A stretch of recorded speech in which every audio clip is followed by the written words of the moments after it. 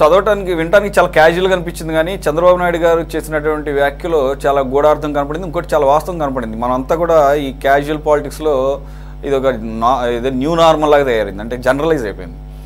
నిజంగానే గతంలో ఒక బ్యాడ్ క్యారెక్టర్ లేకపోతే బ్యాక్ ట్రాక్ రికార్డు ఉన్న వాళ్ళు ఈవెన్ పొరపాటును ముందు కలిసిన తర్వాత ఎందుకు కలిసామరా బాబు వీళ్ళెవరో మనకి తెలియక పొరపాటును కలిసామన్న ఒక ఆత్మన్యూనత భావం అన్న ఉండేది. పర్టికులర్గా క్రిమినల్ రికార్డు, క్రిమినల్ బ్యాక్గ్రౌండ్ ఉన్న వాళ్ళని కలవటానికి రాజకీయ నాయకులు భయపడేవాళ్ళు. ఇప్పుడు అటువంటిది ఏం లేదు, రివర్స్లో నడుస్తోంది. అదొకటే కాదు, నేను ఈరోజు టాపిక్ తీసుకుంటాను. దానిలో భాగంగా విజయ్ మాల్యా లాంటోడే ఆర్థిక నేరస్తుడయ్యుండి విదేశాలకు పారిపోయాడు, భయపడో లేకపోతే ఎగ్గొట్టు ఏదో మొత్తానికి. కానీ ఇక్కడ ఆర్థిక నేరాలు చేసి ఇక్కడే ఉంటూ రాజకీయాలు చేస్తూ చాలా దర్జాగా తిరుగుతున్నారన్నమాట. ఆయన ఎవరిని ఉద్దేశించారనేది ఇక్కడ పక్కన పెడితే ఈ దేశంలో అటువంటి ఎగ్జాంపుల్స్ కోకొల్లలు, అది వాస్తవం. అలాగని విజయ్ మాల్యా ఇది ఎవడో వెనకేసరాడు, ఇంకోటి ఆయన పారిపోయాడు అన్నదాన్ని నేను ఎంకరేజ్ చేస్తాను. ఎందుకంటే జనరల్గా ఆయన కార్పొరేట్ ఫ్రెండ్లీ ఉంటాడు, ఆడు ఎంత తప్పు చేశాడో మరి వెళ్ళిపోయారనలేదు, పారిపోయాడు అన్నారు. కాబట్టి ఏంటంటే ఎందుకు నాకు అనిపించింది అనమాట, we have to discuss on this point at least briefly అని చెప్పేసి. అది ఖచ్చితంగా ఆలోచించాల్సిన అవసరమే సార్. ఇది దేశవ్యాప్తంగా కనపడుతున్న ఒక ట్రెండ్. ఇది ఆర్థిక నేరాలు, భయంకరమైన నేరాలు ఉండి ఈవెన్ మనకి అఫీషియల్గా రికార్డ్ చెప్తున్నాయి కదా ఎంతమంది ఎంపీలకి నేర చరిత్ర ఉంది. అదేదో ప్రజా ఉద్యమాలతో వచ్చినటువంటి పెట్టించుకున్న కేసులు కూడా కావు, రేపులు, మర్డర్లు, ఇదేంటి కుట్రలు, కుతంత్రాలు ఒకటేంటి. అలాగే బ్యాంకులకు ఎగనామం పెట్టిన వాళ్ళే ఎక్కువ కనపడుతున్నారు ఎంపీల్లోనూ, ఏ రాష్ట్రంలో చూసిన ఎమ్మెల్యే కూడా. సో ఆయన అన్న దాంట్లో చాలా నిగూఢమైన అర్థం ఉందని అనిపిస్తుంది. మీరు మనం పుష్ప 2 సినిమా చూసాం కదండి, దానిలో ముఖ్యమంత్రి ఒక ఫోటో దిగటానికి వెనకాడతాడు. ఫోటో తీయడానికి వెనకాడితే ఏంటంటే అలా ఫోటో వేయటం వల్ల అంటే మన ముఖ్యమంత్రికి పదవికి అసలు. అయితే నిజానికి ఆ పుష్ప క్యారెక్టరే ఆ ముఖ్యమంత్రిని మార్చేస్తుంది. సో అలాంటి సినిమాలు వస్తున్నాయని పవన్ కళ్యాణ్ గారు అన్నారు, కానీ నిజంగా వాస్తవంలో అలాగే ఉంది పరిస్థితి. సో ఎందుకంటే వాళ్ళు ఎన్నికలకి ఫైనాన్స్ చేస్తా ఉన్నారు, అభ్యర్థులు నిర్ణయిస్తున్నారు, రకరకాలు జరుగుతూ ఉన్నాయి. సో ఆయన అనేది ఏంటంటే ఇప్పుడు మన రాష్ట్రంలోకి వచ్చేసరికి అట్లాంటి నేరాలు ఆయన కోవర్ట్ల రూపంలో ఆయన ఒక కామెంట్ చేశారు. మళ్ళీ ఈ నేరమయ రాజకీయాలు అంటే నేరస్తులు వచ్చి ఒక ప్రజా జీవితంలో ఉన్న నాయకుల్ని కలవాలంటే ఆయన కలుస్తాడో లేదో అని ఏదో దొడ్డిదారిని కలవటమో లేకపోతే ఏదన్నా వాళ్ళ గ్రీవెన్స్ అడగటమో చేసేవాడు. ఓపెన్గా అయిపోయింది. మనం మాట్లాడుకుంటూ కూడా ఏంటంటే కేసులు పెడితే ఏముంది, ఒక 3 నెలలు 4 నెలలు జైల్లో ఉండొచ్చు, మళ్ళీ వచ్చేసేయచ్చు అనే ఒక చిన్న, అసలు జైలుకి వెళ్తానని పెద్ద సమస్య కాదు, అవమానం కాదనే పరిస్థితిలో ఈరోజు రాష్ట్రంలో నాయకులు మాట్లాడుతున్నారు. మనం చూసాం కదా. అంటే కేసులు పెడతాం, ఇప్పుడు హైకోర్టు మొట్టికాయలు వేసినా, సుప్రీంకోర్టు మొట్టికాయలు వేసినా సింపుల్ గా తీసేసాం. మనం ఐఏఎస్లు ఐపీఎస్లు కూడా వెళ్ళి రోజు ఆ బోన్లో నుంచొని వచ్చేసేసి నవ్వుతా వచ్చేస్తున్నారు. అట్లా ఒక ఐఏఎస్ వెళ్ళి అలా నుంచొని రావాలంటేనే వాళ్ళు నామూషిగా ఫీల్ అయ్యేవాళ్ళు. అలాంటిది ఆ ఎన్ని కేసులు ఉన్నాయంటే నా 3 ఉన్నాయి, నా 2 ఉన్నాయి అనే పరిస్థితి ఇండియన్ అడ్మినిస్ట్రేషన్ వాళ్ళు ఇప్పుడు ఐపీఎస్లు చూస్తా ఉన్నాం మనం రోజు. ఇలా ఉన్నప్పుడు ఈ నేర రాజకీయాలు ప్లస్ అధికారులు కలిస్తే ఏమవుతాయో అనేది ప్రస్తుతం రాష్ట్రంలో జరుగుతుంది. సో దాన్నే చంద్రబాబు నాయుడు గుర్తు చేశారని నేను అనుకుంటా ఉన్నాను. సో ప్రజలు కూడా ఈ నేరమయ రాజకీయాలు కానీ ఇలాంటి వాళ్ళని అట్లా బ్యాడ్ క్యారెక్టర్స్ని కానీ వాళ్లే ఓటు రూపంలో బుద్ధి చెప్తే కానీ ఇలాంటివి రావు. ఖచ్చితంగా అలాంటి నిర్ణయం ప్రజల నుంచే రావాలి, ప్రజలే దీనికి నాంది పలకాలనేది నేను చెప్తాను. సరే, చంద్రబాబు నాయుడు గారు చెప్పింది వాస్తవం కాదంటలేదు, మరి అదే చిట్ చాట్లో అన్నట్టుగా చెప్తున్నారు. ఏంటి, మంత్రులు లేకపోతే మిగిలిన కూటమి సహచరులు జగన్మోహన్ రెడ్డి గారిని ఈ లోపలేసే అదేదో టాపిక్ రాగానే అదేంటి నన్ను వేస్తే ఆయన వేయాలని అట్లా పెట్టుకున్న తప్పు కదా అని చెప్పేసి మళ్ళీ అట్ ది సేమ్ టైం ఏదన్నా ఉంటే కనుక ప్రూవ్ చేసి పక్కా ఆధారాలతో ఆయన నిజంగా తప్పు చేశాడు అనుకుంటే అంటే అని ఇది కూడా అన్నా అంట. ఇప్పుడు మీరు నేను అంటే సరిపోదు కదా, ఆయన తప్పు చేశాడని వ్యవస్థలు లేదంటే కానీ ఇవి ఉన్నాయి దర్యాప్తు వ్యవస్థలు భావించాలి, దానికి రూల్స్ రెగ్యులేషన్స్ అన్నారట. అల్లబక్షి గారు మరి ఏంటి అసలు చంద్రబాబు నాయుడు గారి ఉద్దేశం ఏంటి? ఓ పక్కనేమో నేర చరిత్ర అంటారు, దేశాలు బట్టి మారిపోయారంటారు. కానీ ఇప్పుడు కొత్త ట్రెండ్ వచ్చింది, ఇక్కడే ఉండి రాజకీయాలు చేస్తూ మనకి సెగ పెడుతున్నారంటారు. మళ్ళీ at the same time Jaganmohan Reddy గారికి ఏదో సాఫ్ట్ కార్నర్గా నన్ను జైల్లో పెట్టారు కదా అని చెప్పేసి జగన్మోహన్ రెడ్డిని జైల్లో పెట్టాలనుకుంటాం తప్పు అని చెప్పేసి చెప్పడాన్ని ఏంటి ఏమన్నా నిగూఢమైన అర్థం ఉందా? పైన ఆయింట్మెంట్ పూస్తూ కింద చేయాల్సిన పని ఏమైనా చేయడానికి సిద్ధపడుతున్నారేంటి? లేదు, ఒకటండి, ఇప్పుడు అది ఏ పార్టీ అయినా సరే నేర చెందగలిగినటువంటి వ్యక్తులు రాజకీయాల్లో ఉండడం, ప్రభుత్వాల్లో ఉండడం, అది ప్రజలకి ప్రభుత్వానికి రెండు రకాలుగా నష్టం ఉండండి. ఒకటి ప్రభుత్వానికి నష్టం, పార్టీకి నష్టం వస్తుంది, ప్రజలకి నష్టం వస్తుంది. సో అటువంటి వాళ్ళని దూరంగా పెట్టాలనేది చంద్రబాబు నాయుడు గారు చెప్పినటువంటి విషయం. ఇప్పుడు కేసులు అనేవి రకరకాల కేసులు ఉంటాయండి. ఒకటి రాజకీయ పరంగా వచ్చి కొన్ని విప్లవాలు చేసి కొన్ని కేసులు దొంగ కేసులు బుకాయించుకోవడాలు, లైక్ ఏదైనా నిరసన కార్యక్రమాలు కానివ్వండి, లేకపోతే ప్రభుత్వానికి వ్యతిరేకం కానివ్వండి చేసినప్పుడు దొంగ కేసులు పెట్టడం ఆనవాయితీగా వస్తూ ఉంటది. అటువంటి కేసులు ఉంటే అవేం పెద్ద మనకి చెడు చేసేటువంటి కేసులు కాదు. రెండోది కక్ష సాధింపు కేసులు. అంటే చంద్రబాబు ఇప్పుడు ఏదైతే గతంలో జగన్మోహన్ రెడ్డి గారు చంద్రబాబు నాయుడు గారి పైన ఏ విధంగా కేసు పెట్టారో, ఇప్పుడు వారు చేశారు కదా తప్పు. అంటే చంద్రబాబు నాయుడు గారి పైన పెట్టినటువంటి కేసు తప్పుడు కేసు అని చెప్పి అందరూ తెలుసు, రాష్ట్రం అంతా తెలుసు, ప్రపంచం అంతా తెలుసు. ఆయనకి ఏ విధంగా అందరూ సానుభూతి తెలిపారు తెలుసు. ప్రపంచంలో ఉన్న ప్రతి ఒక్క దేశంలో అందరూ కూడా సానుభూతి తెలిపారు. పుంగనూరులో పెట్టినటువంటి కేసు కూడా, అంటే ఈయనేదో ఒక రౌడీ లాగా, చంద్రబాబు నాయుడు గారు ఒక రౌడీ లాగా ఆయన పైన ఏమని కట్టడం, ఇవన్నీ చాలా అమానుషంగా అసలు వివరించినటువంటి వ్యక్తి జగన్మోహన్ రెడ్డి గారు. మరి వారు చేశారు కదా అని చెప్పి చంద్రబాబు నాయుడు గారు కూడా ఆ విధంగా వివరించుకోవడం సబబు కాదు అనేది చంద్రబాబు నాయుడు గారి యొక్క వ్యక్తిత్వం.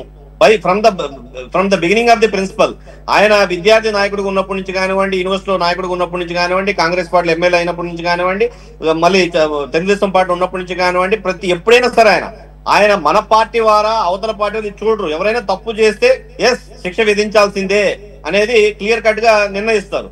అంతేందుకు మన ప్రభుత్వం, ఇండియా కూటమి ప్రభుత్వం వచ్చిన వెంటనే ఒక ఎమ్మెల్యే ఒక మహిళతో అసభ్యంగా వ్యవహరించినప్పుడు వెంటనే వారిని సస్పెండ్ చేయడం జరిగింది.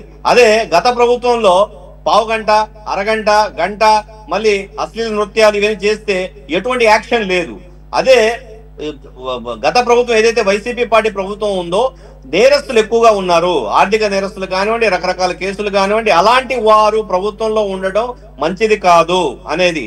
అంటే ఒకవైపు కోర్టు న్యాయస్థానాలు ఉన్నాయి, విచారణ ఉన్నది, ఏదైనా కేసు ఉంటే మళ్ళీ వాటిలో మనకి సాక్ష్యాధారాలు కావాలి, ఇవన్నీ కరెక్ట్ గా ఉన్నట్లయితే అది చంద్రబాబు నాయుడు గారు ఎప్పుడైనా గ్రీన్ సిగ్నల్ ఇస్తారు. అది జగన్మోహన్ రెడ్డి గారా లేకపోతే ఇంకోరా అనేది ఆయనకి ఎటువంటి వ్యత్యాసం లేదు. కానీ కొంతమంది మంత్రులు గాని, నాయకులు గాని, లేదా కార్యకర్తలు గాని వారి యొక్క ఆశ అంటే మిమ్మల్ని అన్యాయంగా రాజమండ్రి జైల్లో పెట్టారు, మరి వారిని కూడా పెట్టొచ్చు కదా అంటే ఇది కరెక్ట్ కాదు, సబబు కాదు.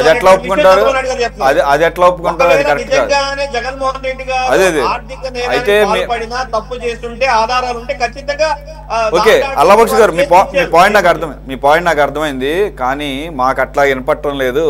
పైనుంచి అంటే ఢిల్లీ నుంచి ఇంకా నాకు పర్మిషన్ రాలేదు కాబట్టి మీరు అనవసరం తొందరపడి నన్ను ఇబ్బంది పెట్టకండి అని చెప్పినట్టుంది. ఏంటి సార్ విజయ్ కుమార్ గారు? నాకైతే లేదు, ఒక నిమిషం మాకైతే అలాగే అర్థమైందండి. అంతే తప్ప మీ అనాలిసిస్ కరెక్ట్, ప్రజలు అనుకున్నారు కూడా అదే అనుకుంటున్నారు. ఇప్పుడు దానికే చంద్రబాబు నాయుడు కూడా చెప్పింది, ఆయన బీజేపీ చెప్పలేదు మీకు. ఉండండి, నీరవ్ మోడీ చోకిలా కాదు కాదు విజయ్ కుమార్ గారు, ఓ పక్కన వీళ్ళు అంటారు శాండ్, ల్యాండ్, వైన్, మైన్ అని, వీటన్నిటికి సూత్రధారి జగన్మోహన్ రెడ్డి గారు అంటారు. సో ఏంటి అంతిమ లబ్ధిదారు ఆయన అంటారు. అన్నీ ఉండి ఒక్క ఆధారం కూడా లేదు, అన్యాయంగా ఆయన నెట్ట లోపలేస్తామని చెప్పి చంద్రబాబు నాయుడు గారు అన్నారంటే నాకు వెంటనే అదే అర్థమైంది. పైనుంచి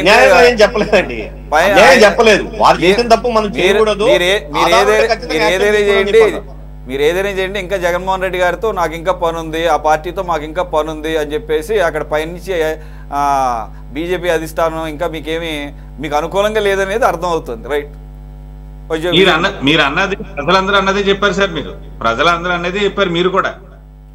ఎందుకంటే ఆయన కూడా చాలా జాగ్రత్తగా మాట్లాడుతున్నారు చంద్రబాబు నాయుడు గారు. విజయమేళ కోసం చెప్పారంటే నీరవ్ మోడీ ఏమేడు, చోకీల్లో ఏమేడు, మూడు క్రికెటర్ ఆడి క్రికెట్ ఈవెంట్ మేనేజర్ ఉండేవాడు కదా, వాళ్ళందరూ బీజేపీ వాళ్ళు. మరి బీజేపీని నొప్పించకూడదు, అలాగే జగన్మోహన్ రెడ్డి గారిని డైరెక్ట్ గా అనకూడదు, అది నొప్పించకూడదు. ఇది ఎలా ఉందంటే అడ్డకెత్తలో పోకచెక్కలాగా అయిపోయింది పాపం చంద్రబాబు నాయుడు గారి పరిస్థితి. ముందుకెళ్దామంటే ఏదో ముందుకెళ్తే పాము కప్ప కోపం వెనకొత్త పాము కోపం అన్నట్టు ఏదో సామెత ఉంటది. అలాగే మీరు గుర్తు చేశారు కాబట్టి విజయ్ మాల్యా గారు రాజ్యసభ ఎంపీ కదండి, if I'm not wrong, in the resume of Congress. కాదండి కాదు, అయినా సరే ఆయన నామినేటెడ్కి వచ్చాడు. అదే వాట్ ఎవర్, నేను అనేది యూపీఏ టైంలో అంతే కదా. అంతేనండి, యూపీఏ టైం. అదే అందు గురించి మాట్లాడినట్టు విమర్శ కూడా చాలా జాగ్రత్తగా చేస్తున్నారు ఆయన. ఎందుకంటే ఈ రకాలుగా మనం బీజేపీ వ్యతిరేకంగా ఉండకూడదు. ఇప్పుడు ఒకటేసారి ఏం అవసరం లేదు, సిబిఐ కోర్టులు 11 కేసుల్లో ఆయన వాయిదాకి పిలవమనంటే ఆయన విజయం అయిపోయినట్టే, అరెస్ట్ అవసరం లేదు, వాయిదాకి పిలిపించమనండి చాలు. హోమ్ మినిస్టర్ సెక్రటరీతో మాట్లాడి, హోమ్ మినిస్టర్తో మాట్లాడి ఆ కేసుల్లో సిబిఐ కేసుల్లో వాయిదాకి పిలిపించండి, అది చాలు, ఆయన విజయం చెందినట్టే. కానీ ఆయన విషయంలో పాప అన్నిసార్లు ఢిల్లీ తిరుగుతున్నారంటే మన పరిస్థితి ఎంత దారుణంగా ఉందో మీరు అర్థం చేసుకోండి. అందుకని మనం ఆయన ఎప్పుడు కూడా ఒక విప్లవ భావాలు కలవాడే, ఒక ఆదర్శ భావాలు కలవాడే చంద్రబాబు నాయుడు గారు, ఒక దృక్పథం ఉన్నవాడే.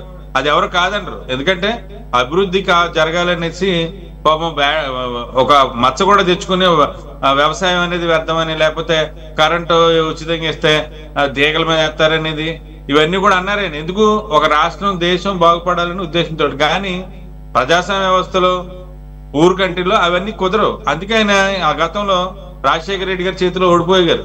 తర్వాత మళ్ళీ ఎందుకు భావాలు మార్చుకుని మనం ప్రజలకు ఫ్రీ బీస్ ఇవ్వాల్సి ఉంది అనేసి ముందుకెళ్లారు, హామీలు ఇచ్చారు, అవి నెరవేర్చకుండా వెనక్కి వెళ్తున్నారు. కాబట్టి వెన్నుపోటు దినం అనేసి జగన్ గారికి ఒక ఆస్కారం దొరికింది. అది కాకుండా మీరు నేరస్తుడు అంటున్నారు కదా, మీరు ఒక లెటర్ రాయండి, కేబినెట్ లెటర్ రాయండి, నేరస్తులు రాష్ట్రంలో అస్తవ్యస్తం చేస్తున్నారు, అభివృద్ధికి ఆటం కలుపుతున్నారు, అటువంటి వాళ్ళు మీరు ఎందుకు కోర్టులకు పిలవలేకపోతున్నారు, ఎందుకు న్యాయస్థానం ముందు నిలబెట్టలేకపోతున్నారు, ఎందుకు రుజువులు ఉన్నా మీరు లోపల వెళ్ళిపోతున్నారు అనేది ఒక నోటు పంపిస్తే చంద్రబాబు నాయుడు గారు విన్ అవుతారు. తర్వాత ఆయన కోర్టు పిలవగలిగితే ఆయన విన్ అయినట్టే, లోపలే అవసరం లేదు. మీకు క్యాడర్ అంతా కూడా నేను ఎందుకు బయటకు వచ్చారండి, ఒక్క మాట, కొత్త కేసులు కొత్తగా వీళ్ళేదో తవి తీయాల్సిన అవసరం లేదు, అక్కడ ఆల్రెడీ ఉన్నాయి 11 సిబిఐ 9 ఈడీ. అది అయ్యేది ఒకవేళ నిజంగా జగన్మోహన్ రెడ్డి గారికి నిజంగా ఆయనకి ఎటువంటి పాత్ర లేదు, ఆయన ఎటువంటి తప్పు చేయలేదు అనుకుంటే క్లీన్ చిట్ ఇచ్చేసి కేసులు కొట్టేసేయండి, అదన్నా చేయాలి కదా. ఇదన్నా చేయాలండి, క్లీన్ అయిపోతాడు కదా. అవును, నేరస్తుడు ఇక్కడ అనుకోవడం కాదు, నేరస్తుడని కేంద్రానికి చెప్పాలి, నేరస్తుడని హోమ్ మినిస్ట్రీకి చెప్పాలి. అలాగే ప్రభుత్వం కూడా దాని మీద చట్టం తీసుకురావాలి. నేరస్తులు ఇలా ఉండడం ఎలక్షన్ కమిషన్ ఇచ్చింది కదండి 2 సంవత్సరాలు పైన పడితే డిస్క్వాలిఫికేషన్ అని, మరి అది ఎందుకు అది డైరెక్ట్ గా ఎందుకు చేయించారు, సగం అయిపోయింది కదా, 70% చేసాం కదా సార్. మీ నాయకుడి మీదే ప్రయోగించాం మేము 2 సంవత్సరాలు. అది మా మోదీని తిట్టారని చెప్పేసి, మోదీ ఇంటి పేరు వాడారని చెప్పేసి ప్రయోగించాం కదా, మాకు తెలుసు, మాకు ఎవరి మీద ప్రయోగించాలో బాగా తెలుసు. అందుకనే సార్ ఇక్కడ పాయింట్ ఏంటంటే మనం మాట్లాడుకుంటే చాలా పాయింట్లు బయటకు వస్తున్నాయి. ఇక్కడ చంద్రబాబు నాయుడు గారు కూడా కన్ఫ్యూజన్లో ఉన్నారేమో. ఆయన పార్టీ ఆయన ఎంపీల మీద ఆధారపడి అక్కడ కేంద్రం నడుస్తుందా, లేదంటే బీజేపీ ఎంపీల మీద ఆధారపడి ఎమ్మెల్యేల మీద ఆధారపడి ఇక్కడ కూటమి ప్రభుత్వం నడుస్తుందో, మరి చంద్రబాబు నాయుడు గారికి అంత డైలమా ఎందుకుందో ఒకవేళ మరి అదేదో క్లారిటీగా ఉంటే బాగుంటుంది. ఇప్పుడు అడిగి మడిగి భయభక్తులతో ఉండాల్సినటువంటి పరిస్థితి ఎవరిది, సెంట్రల్లో ఉన్న బీజేపీది. అత్యవసర మార్కులతో